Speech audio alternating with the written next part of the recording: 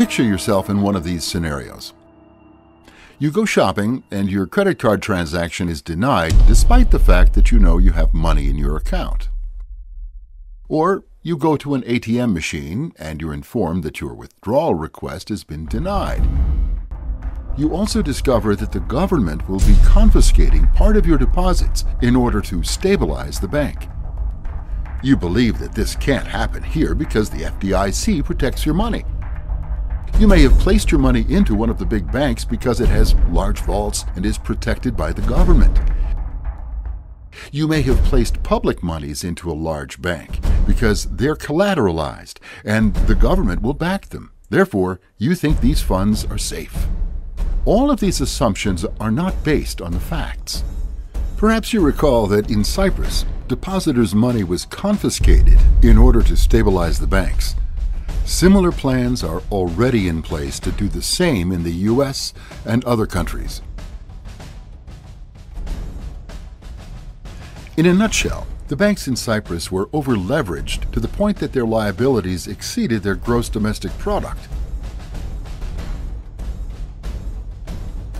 Because the global bailouts of large banks in 2008 were so politically unpopular, a global banking troika of the International Monetary Fund, the European Central Bank, and the European Union imposed a bail-in in which bank customers were to have some of their savings seized in order to stabilize the banks. The losses to some clients were as high as 60%. Cyprus was the test run.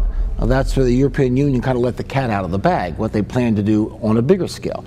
But depositors took a real haircut. Interestingly, though, of course, the big boys got out.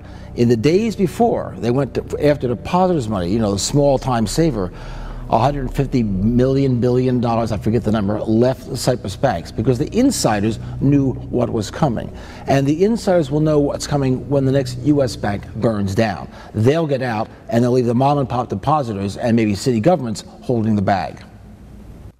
In order to protect themselves, the Cyprus government closed the banks 12 days, and people had limited access to their money.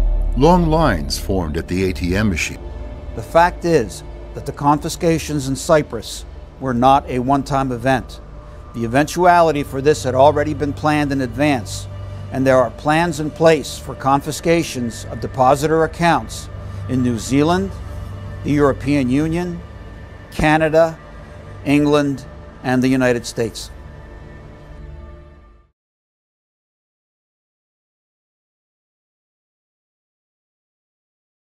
Not even me in my most pessimistic of speeches would have imagined, Mr. Wren, that you and the others in the Troika would resort to the level of common criminals and steal money from people's bank accounts in order to keep propped up this total failure that is the euro. You even tried to take money away from the small investors in direct breach of the promise you made back in 2008.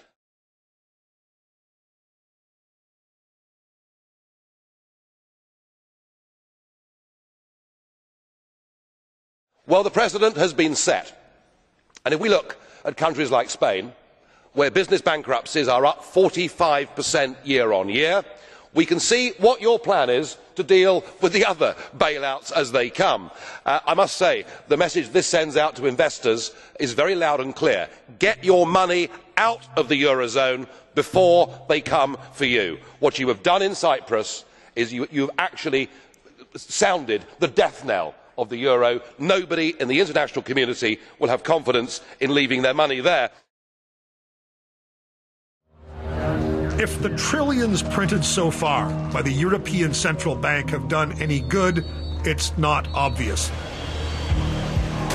Most of the continent is in recession, and it's just getting worse. In some countries, unemployment is at depression levels. The ECB is ready to do whatever it takes to preserve the euro. Most people took that to mean even more money printing. But Germany's powerful central bank regards monetary easing as sinful and potentially disastrous in the long run. So, when banks in the tiny nation of Cyprus began to sink under their debts, Cypriots discovered they'd become the testing ground for a shocking new policy. On the 16th of March, the European Central Bank launched a bomb across the Mediterranean, and it landed here. No longer, they declared, were they willing to fund bank bailouts the way they'd done in Spain and elsewhere. Either Cyprus's government agreed to confiscate its people's private bank accounts, or the country would be left to strangle. Basically, the central bank had decided that Cyprus was not too big to fail. What can an ordinary person do when life's basic assumptions change? Chris Drake and David Simmons are amongst the many expatriates who moved here hoping to stretch their retirement savings just a bit further. Now I'm restricted as to what I can take out, what deals I can do. So we're being dictated to by these ECB, these European bankers, as to what we can do with our cash. Frankly, I have no idea what to do. Where are you safe anymore? Under the mattress.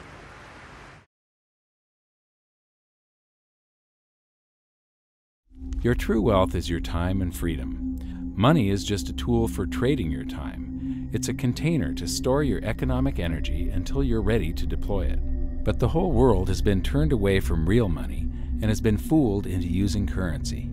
A deceitful impostor that is silently stealing your two most valuable assets, your time and your freedom.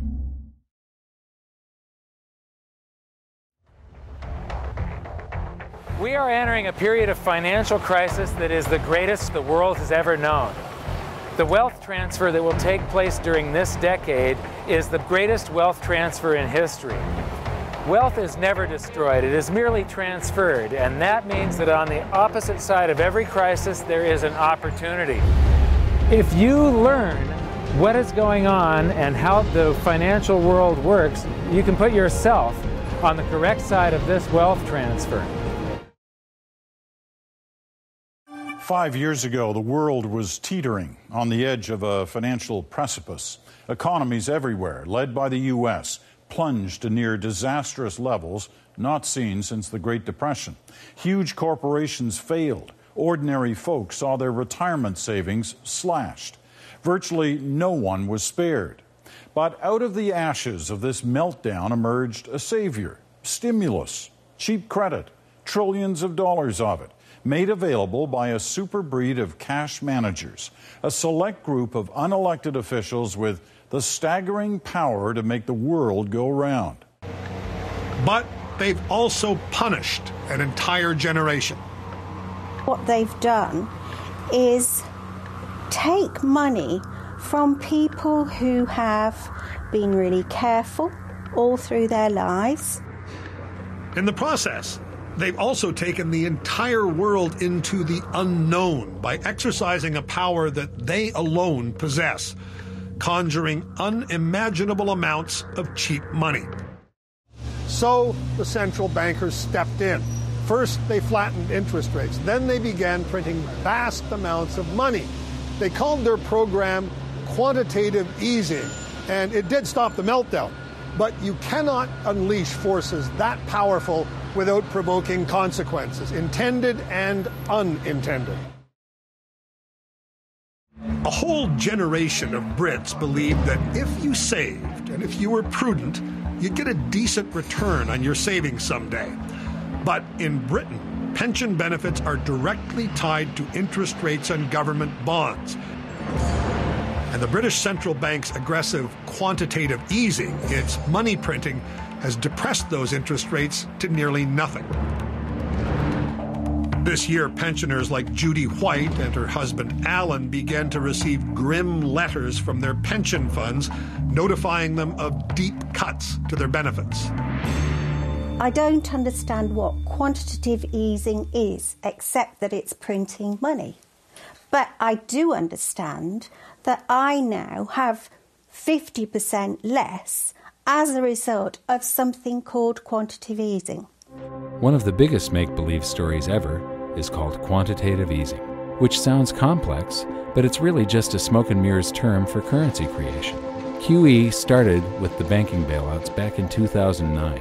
This currency was created out of thin air and then given to the banks, who paid themselves record bonuses in reward for crashing the world economy.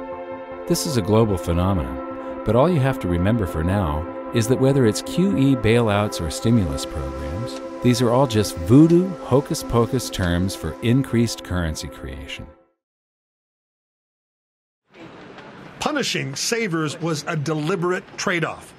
The central bank wants to encourage spending and lending right now, not saving, even though foolish spending and lending caused the problem in the first place. It is hugely dangerous. This policy is a monumental monetary experiment. Roz Altman says the central bankers have in fact engineered a massive transfer of wealth from the old savers to young borrowers. The Bank of England itself says quantitative easing has cost savers and pensioners in Britain about $100 billion so far. So anybody who was a saver and has got some accumulated savings will have had a reduction in their income. Anyone who had big debts, particularly mortgage debts, will have had an improvement in their income position because their interest payments will have gone down. But the impact on savings and pensions is just one troubling result of quantitative easing. It's also created an addiction to cheap money. Governments now rely on it to finance their out-of-control borrowing and spending, and consumers have taken on a staggering amount of personal debt. Some economists compare the cheap money to crack cocaine, and they ask what will happen when the drug is taken away.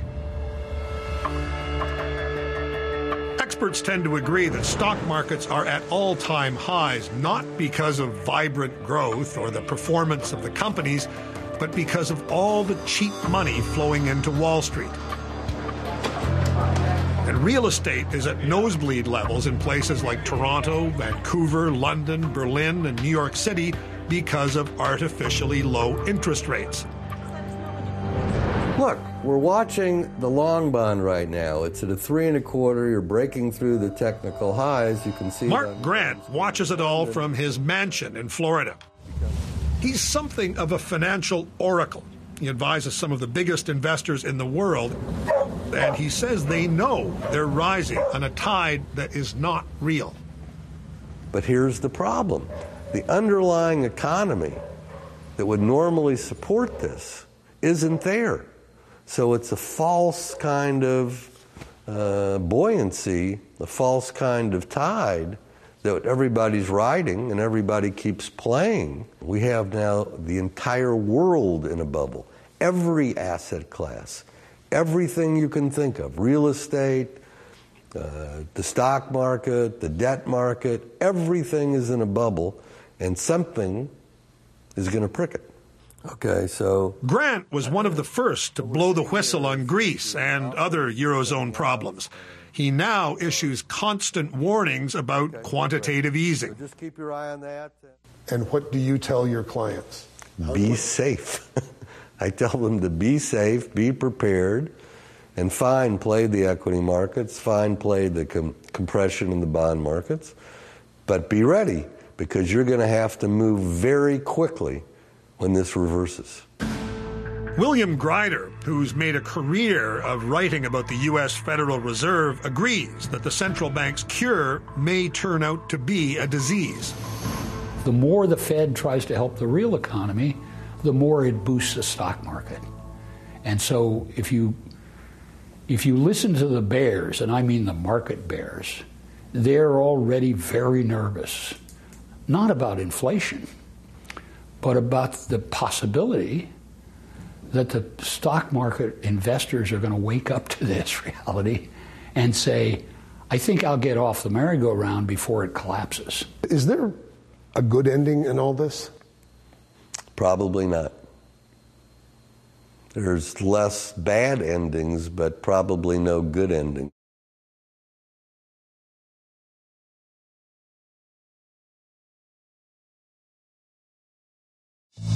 In America, where the Federal Reserve is now printing $85 billion a month, politicians are telling the public that a recovery is underway so they can start spending again. That's a great misunderstanding, if not a deliberate lie. That's the economy has not come back. The central bankers are holding firm and holding together. Quantitative easing will clearly continue, and interest rates will stay low, at least for now. It's like a doctor is trying a new medicine. The patient isn't recovering. Most doctors would then look for a different medicine, but this group is doubling the dose, and when that doesn't work, it's doubling the dose again. The trouble is, they've shown themselves capable of being wrong. Most of the economic forecasting by central banks in recent years has been well off the mark. There is nothing backing our money. This piece of paper is just a piece of paper. Where does this leave us? If money is based on nothing, why do we think it has any value?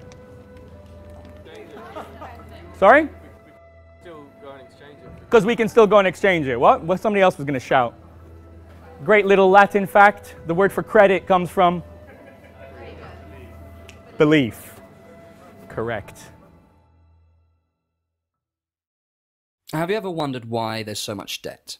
Or why the experts and authorities seem completely unable to solve the current debt crisis?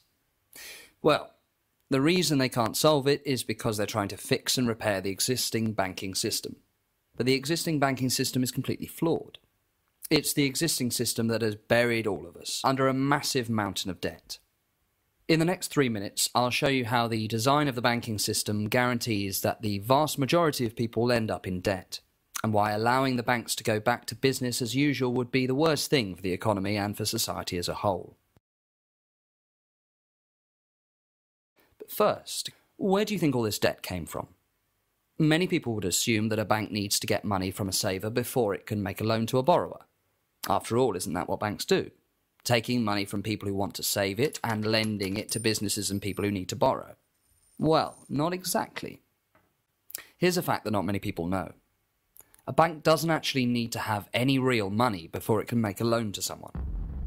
When you take out a mortgage from the bank doesn't take that money from somebody's grandma's life savings. No, instead, they simply open up a computer and type some numbers into your account. You get a huge wad of money in your account, and you also get a huge wad of debt that you'll be repaying over the next 25 years. But the money that you borrowed was created out of nothing and just typed into your account. We know that's hard to believe, but you don't need to take our word for it. The Bank of England themselves say that when banks make loans, they create additional bank deposits for those that have borrowed the money. These bank deposits are just the numbers in your account. And Martin Wolf, the chief economics editor at the Financial Times, says that the essence of the contemporary monetary system is the creation of money out of nothing by private banks, often foolish lending. So almost all the money we use today is made in this way, out of nothing, by banks when they make loans. And the only way that we as the public can get our hands on this money is to go into debt to the banks. In other words, almost every pound that we need in the economy to run shops, businesses, factories, schools and hospitals must first be borrowed by us from a high street bank. And if one person has £1 million, the rest of us must be £1 million in debt. If we try not to go into debt, then the banks would be unable to create money and the economy would grind to a halt. This is effectively a whole-scale privatisation of the power to create money. Historically, money creation was pegged to a commodity, often gold, but today it is pegged to nothing. Well, to protect his gold, the goldsmith needed a vault, and soon his fellow townsmen were knocking on his door, wanting to rent space to safeguard their own coins and valuables. Before long, the goldsmith was renting every shelf in the vault and earning a small income from his vault rental business. Years went by, and the goldsmith made an astute observation.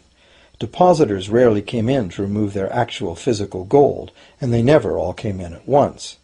That was because the claim checks the goldsmith had written as receipts for the gold were being traded in the marketplace as if they were the gold itself.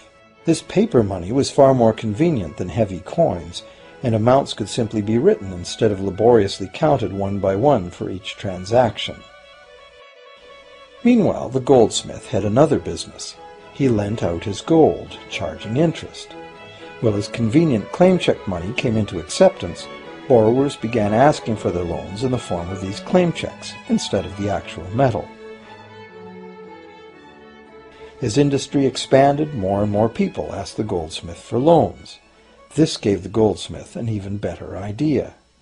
He knew that very few of his depositors ever removed their actual gold, so the goldsmith figured he could easily get away with lending out claim checks against his depositors' gold in addition to his own. As long as the loans were repaid, his depositors would be none the wiser and no worse off, and the goldsmith, now more banker than artisan, would make a far greater profit than he could by lending only his own gold. For years, the goldsmith secretly enjoyed a good income from the interest earned on everybody else's deposits. Now a prominent lender, he grew steadily richer than his fellow townsmen, and he flaunted it. Suspicions grew that he was spending his depositors' money. His depositors got together and threatened withdrawal of their gold if the goldsmith didn't come clean about his newfound wealth. Contrary to what one might expect, this did not turn out to be a disaster for the goldsmith. Despite the duplicity inherent in his scheme, his idea did work. The depositors had not lost anything. Their gold was all safe in the goldsmith's vault. Well, rather than taking back their gold, the depositors demanded that the goldsmith, now their banker, cut them in by paying them a share of the interest. And that was the beginning of banking. The banker paid a low interest rate on deposits of other people's money that he then loaned out at a higher interest. The difference covered the bank's cost of operation and its profit. The logic of this system was simple, and it seemed like a reasonable way to satisfy the demand for credit. However, this is not the way banking works today. Our goldsmith banker was not content with the income remaining after sharing the interest earnings with his depositors, and the demand for credit was growing fast as Europeans spread out across the world.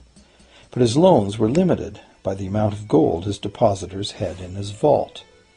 That's when he got an even bolder idea.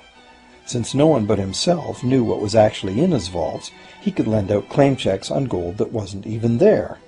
As long as all the claim check holders didn't come to the vault at the same time and demand real gold, how would anyone find out? This new scheme worked very well, and the banker became enormously wealthy on the interest paid on gold that did not exist.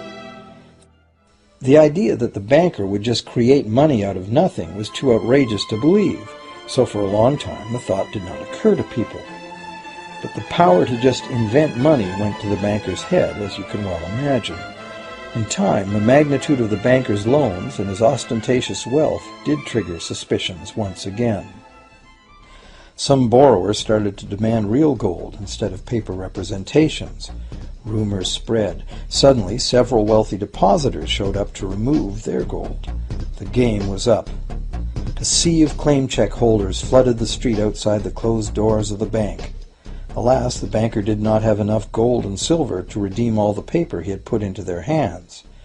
This is called a run on the bank, and it is what every banker dreads. This phenomenon of a run on the bank ruined individual banks and, not surprisingly, damaged public confidence in all bankers. It would have been straightforward to outlaw the practice of creating money from nothing. But the large volumes of credit the bankers were offering had become essential to the success of European commercial expansion, so instead the practice was legalized and regulated. Bankers agreed to abide by limits on the amount of fictional loan money that could be lent out. The limit would still be a number much larger than the actual value of gold and silver in the vault. Quite often the ratio was 9 fictional dollars to 1 actual dollar in gold. In 1971, President Nixon took the United States off the gold standard. I have directed Secretary Connally to suspend temporarily the convertibility of the dollar into gold or other reserve assets, except in amounts and conditions determined to be in the interest of monetary stability and in the best interest of the United States. Meaning the dollar could no longer be converted to gold. Since then, the world has operated under a system of money called fiat currency. The dollar, pound, euro, and every currency in the world are all fiat. Fiat currency is paper currency that a government has declared to be legal tender but can't be redeemed for gold or silver. Fiat money is essentially nothing more than a piece of paper worth something only because the government says it is. Its only value comes from the good faith by the people that use it, to accept it as payment. The problem with a fiat system is that the government is free to print as much money as they want without the burden of finding gold to support the amount they're creating. Since the collapse of the dollar gold standard in 1971 and the deregulation of the financial system, money creation has grown exponentially. Thus, they can create billions out of thin air and pump it into circulation, making the money already out there worth less and less. But history has taught us that no fiat currency lasts forever. In fact, every currency since China first experimented with it in the 11th century has failed.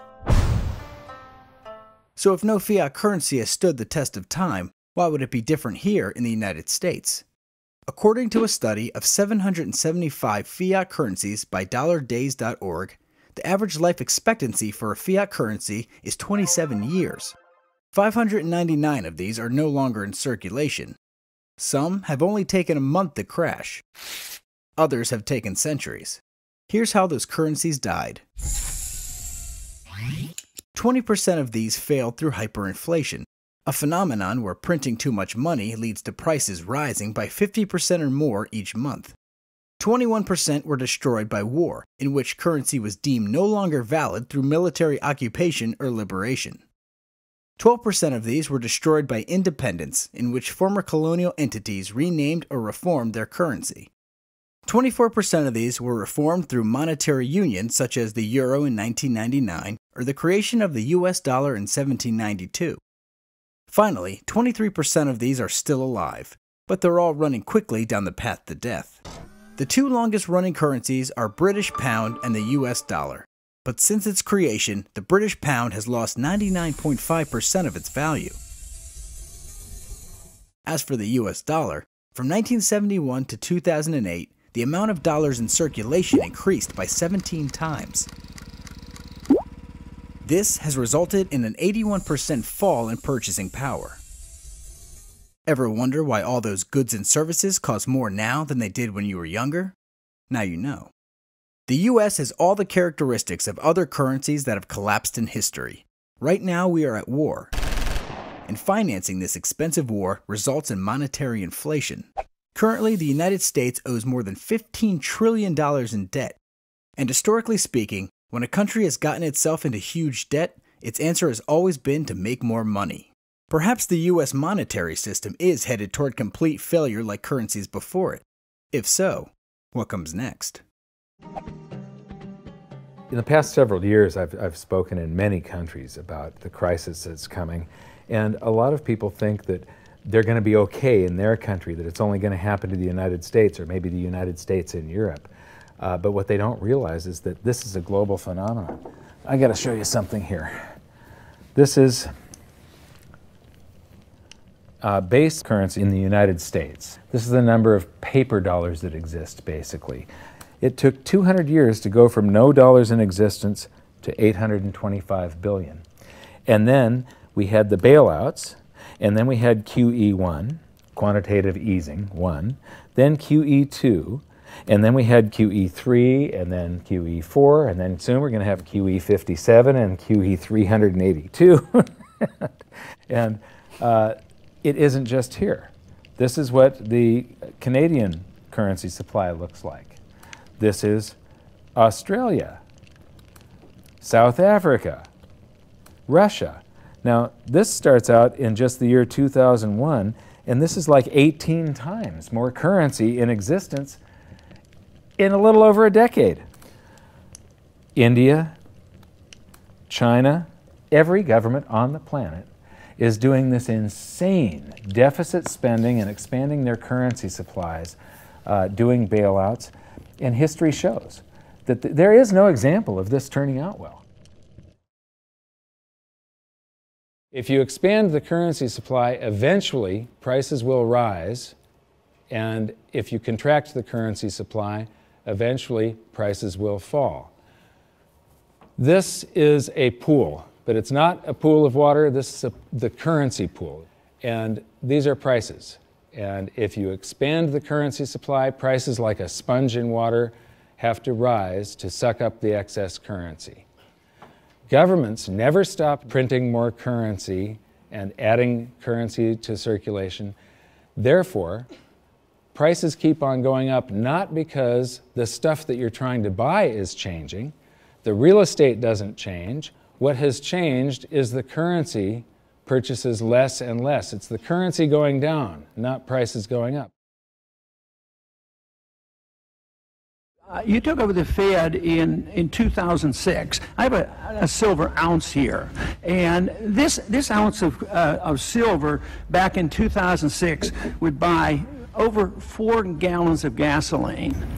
Today it'll buy almost 11 gallons of gasoline. That's preservation of value, and that's what the market has always said should be money. Money comes into effect in a natural way, not in an edict, not by fiat, by governments declaring it is money.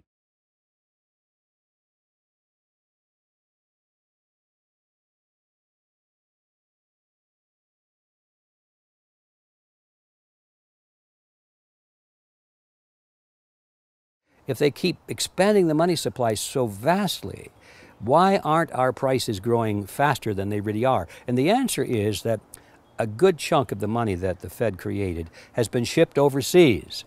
I remember early in my research, I heard this expression that the Americans have exported their inflation. I thought, what is that? How can you export your inflation? Put it in a box and send it out? What do you do?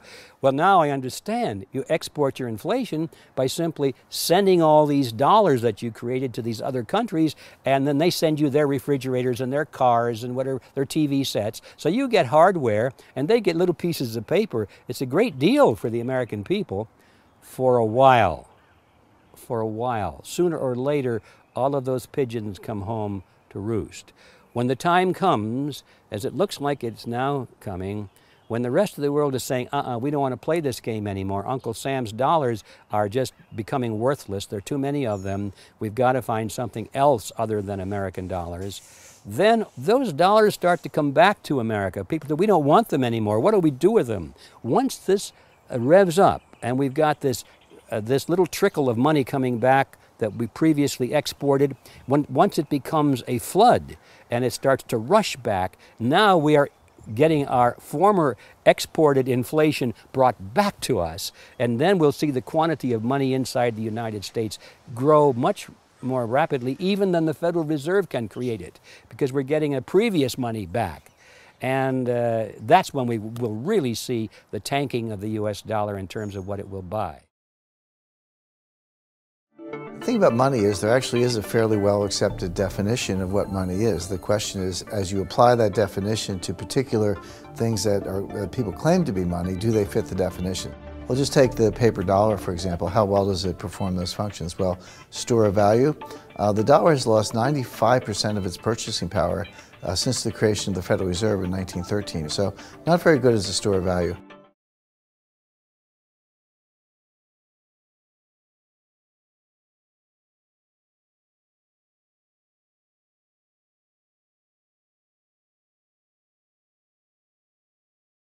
It keeps governments under control. You can maintain a solvent system.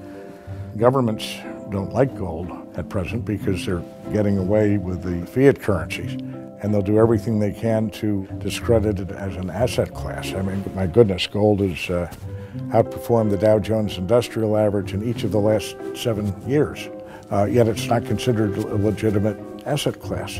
Why? Again, it's the fear that maybe gold will be imposed on the system, that it will constrain government ability to spend beyond its means. They can't print it. They can't print it, no.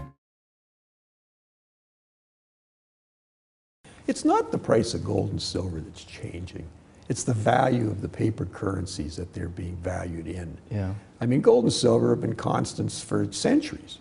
And you know, they come and go. Paper currencies come and go, and as you know, every single experiment in fiat paper currency in history has ended disastrously.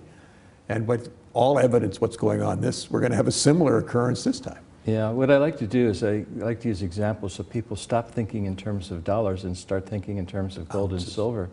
And one of my favorite stories is that when I was growing up in the 1950s in the States, my parents could drive into the local gas station, fill up the family car with $2 silver.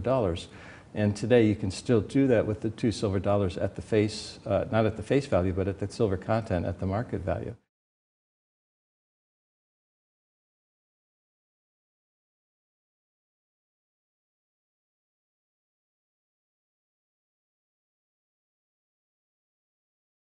Why is it that we can't consider, the two of us, an option? You love paper money. I think money should be honest, constitutional, it's still on the books, gold and silver, legal tender. Why don't we use it? But why don't we allow currencies to run parallel? They do around the world. One of my options, as much as I would like to do something with the Fed, I say the Fed's going to self-destruct eventually anyway when the money's gone. Nobody prevents you from holding silver or gold if you want to. It's perfectly legal to do that. Stubborn unemployment rates, a devaluing dollar, and waning trust in government policies is leading to a golden trend. More than a dozen states have introduced laws to recognize gold as legal currency. In 2011, Utah was the first to make it legal to do business using gold. In May, the Arizona legislature voted to recognize gold and silver as legal tender. The reason that gold and silver are the optimum form of money is because of their properties. It's an easy medium of exchange because gold and silver store a large amount of value in a very small area. It's a unit of account. Pure gold has the same value all over the planet. So an ounce of gold buys the same amount here in Egypt as it would in China or in the United States. It's durable.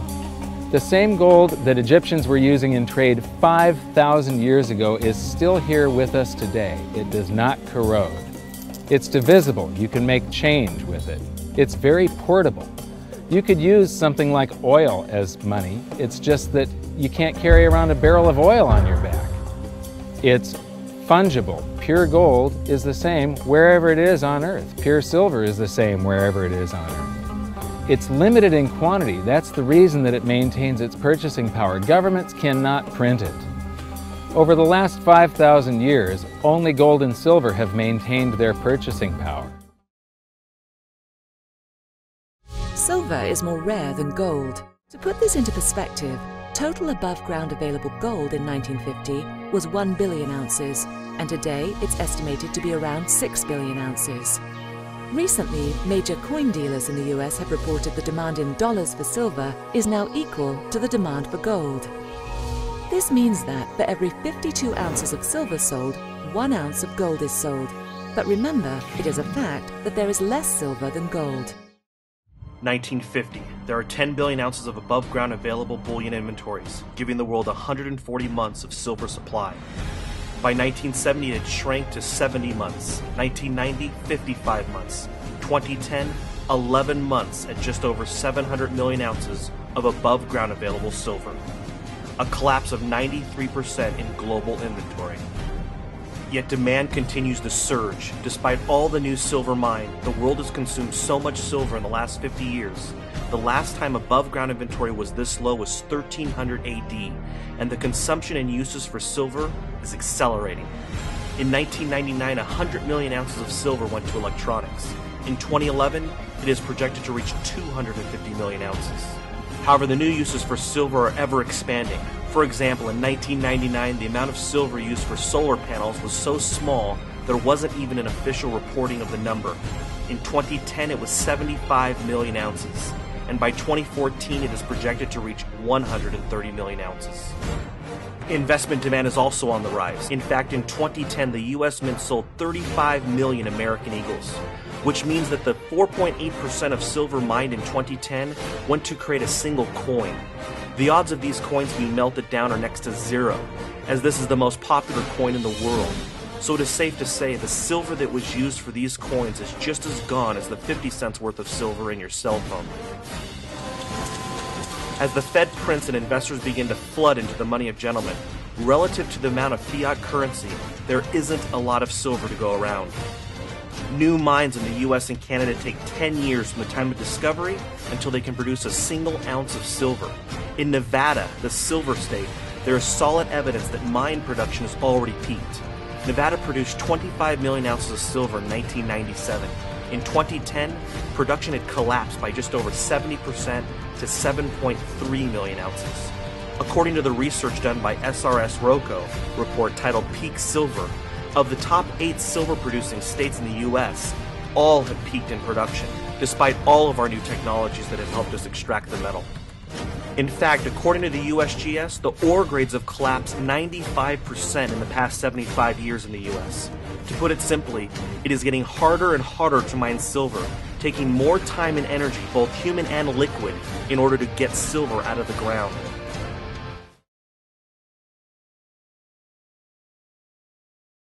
And I'm keeping my eye on silver. Why? Because I can't get it, at least not the silver coins that I'd like. The 2013 American Eagle silver coins, the U.S. Mint says they are out of them. There's a shortage of those coins because there's such strong investor demand. And why is there this investor demand? Well, a lot of traders say that perhaps a lot of investors are fearful about what's going to happen with the debt ceiling. Here is silver in today's dollars, measured with the shadow stats CPI again, the pre-Reagan CPI, and it would be almost $600 an ounce.